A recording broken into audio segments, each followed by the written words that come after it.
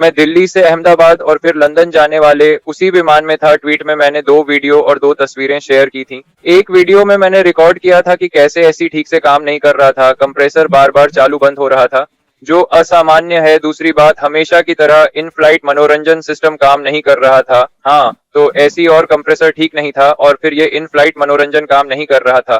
Take on off के बाद मैंने ओवरहेड केबिन के पास कुछ अजीब देखा। मेरी सीट 25 नंबर थी, मैं बाएं इंजन के ठीक बगल में था। हाँ, मैं था बाएं इंजन के पास। और जब मैं खिड़की से बाहर देख रहा था, जब विमान 32,000 फीट की ऊंचाई पर उड़ रहा था, फ्लैप्स कुछ अजीब तरह से थे। मैंने इतनी उड़ानें भरी हैं पर ऐसा कभी नहीं देखा मैंने। पहले कभी ऐसी चीजें होते नहीं देखी। सही है, मैंने ऐसा कुछ कभी नहीं देखा था। ये मेरे लिए बहुत अजीब था, बिल्कुल असामान्य। ये चीजें मेरे लिए बहुत अजीब हैं। मैं शायद हकला रहा हूँ क्योंकि मैं बहुत सदमे में हूँ। मेरी जान बच गई। मैं अभी रोशनी में हूँ, अहमदाबाद से 20 किमी दूर। मैं एयरपोर्ट वापस जा रहा हूँ, ठीक है। मैं बस 2 वीडियो अपलोड करना चाहता हूँ, टेक ऑन ऑफ और लैंडिंग की। मैं उन्हें शेयर करूंगा।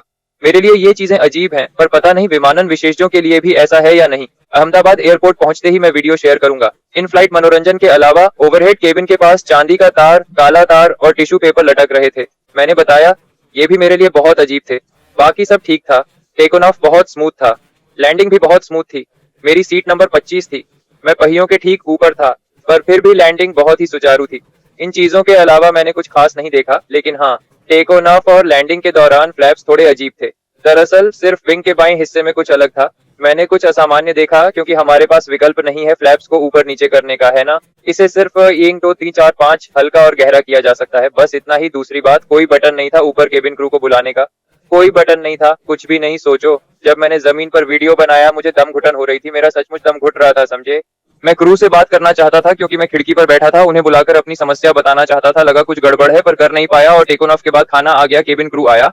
लेकिन उस समय जैसा मैंने बताया, कंप्रेसर बार बार चालू और बंद हो रहा था। तो मैं इस बारे में लगातार अपने पिता के संपर्क में था, पर उन्होंने कहा ठीक है, इसे उस तरह से ले लो। हाँ, एक और बात, मेरी सीट खिड़की वाली थी। मैंने अपने पिता से सीट बदल ली। मैं बीच की सीट पर आ गया क्योंकि मुझे बहुत गर्मी लग रही थी और रोशनी भी अच्छी थी। तो मैंने कहा, आप इधर खिड़की वाली सीट पर आ जाइए और मैं बीच वाली ले लूं क्योंकि मुझे गर्मी और घुटन लग रही है।